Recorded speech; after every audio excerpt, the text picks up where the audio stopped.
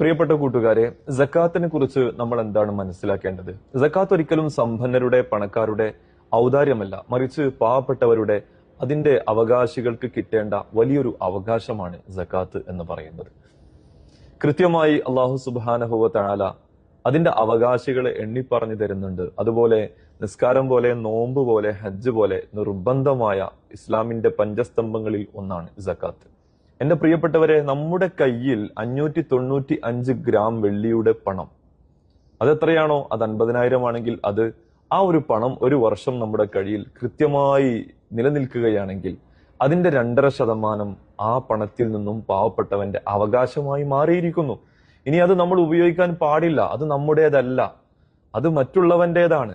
അപ്പോ അതിന്റെ അവകാശികളുടേതായി മാറിക്കഴിഞ്ഞു ആ 2.5%.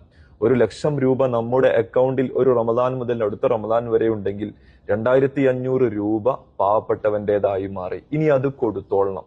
അത് കൊടുത്താലേ നമ്മുടെ സ്വത്ത് ശുദ്ധീകരിക്കപ്പെടുകയുള്ളൂ, നമ്മുടെ സമ്പത്ത് ശുദ്ധിയുള്ളതാവുകയുള്ളൂ. നമ്മുടെ സമ്പത്തിന് ഇനിയും ബറക്കത്തും റഹ്മത്തും അത് ഏറ്റി അതിൽ അഭിവൃദ്ധിയൊക്കെ ഉണ്ടാവണമെങ്കിൽ നമ്മൾ ആ സക്കാത്ത് കൊടുത്തേ പറ്റൂ.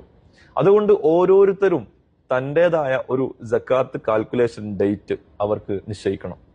അത് റമദാനാണെങ്കിൽ ഓക്കെ, ആ റമദാനിൽ കൃത്യമായി നമ്മുടെ അക്കൗണ്ടും നമ്മുടെ കച്ചവട ചരക്കുകളും മറ്റുമൊക്കെ നമ്മുടെ അക്കൗണ്ടും നമ്മുടെ കച്ചവട ചരക്കുകളും ഒക്കെ മൊത്തം കൂട്ടിയിട്ട് എത്ര തുകക്ക് ഉണ്ട് എന്ന് നോക്കി അടുത്ത റമദാൻ ആകുമ്പോഴേക്ക് അത് സക്കാത്തിന്റെ നിസാബ് എത്തിയ ഒരു കണക്കാണെങ്കിൽ എന്റെ പ്രിയപ്പെട്ടവരെ, അതിന്റെ 2.5% നമ്മൾ അതിന്റെ അവകാശികൾക്ക് എത്തിക്കുക. പാവപ്പെട്ടവർ ഇവിടെ ഉണ്ട്, ഫക്കീറുണ്ട്, മിസ്കീനുണ്ട്, കടം കൊണ്ട് പ്രയാസപ്പെടുന്ന ആളുകളുണ്ട്, യാത്ര മുട്ടിപ്പോയ ആളുകളുണ്ട്,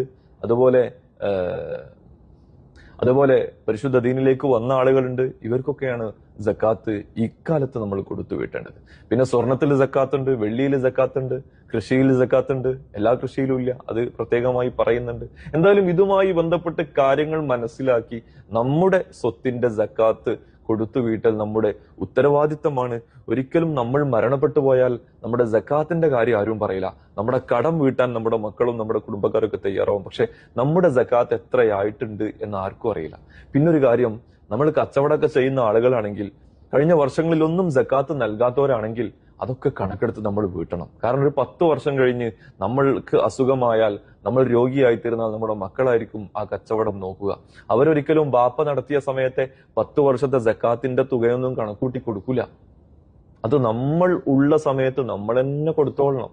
ഇൻഷാ അള്ളാഹ് ഈ വിഷയത്തിൽ കൂടുതൽ ഡീറ്റെയിൽ ആയിട്ട് അറിയാൻ ഇൻഷാ അള്ളാഹ് നിങ്ങൾക്ക് ഉസ്താദുമാരെ ബന്ധപ്പെടാവുന്നതാണ്. അള്ളാഹുവെ നല്ലത്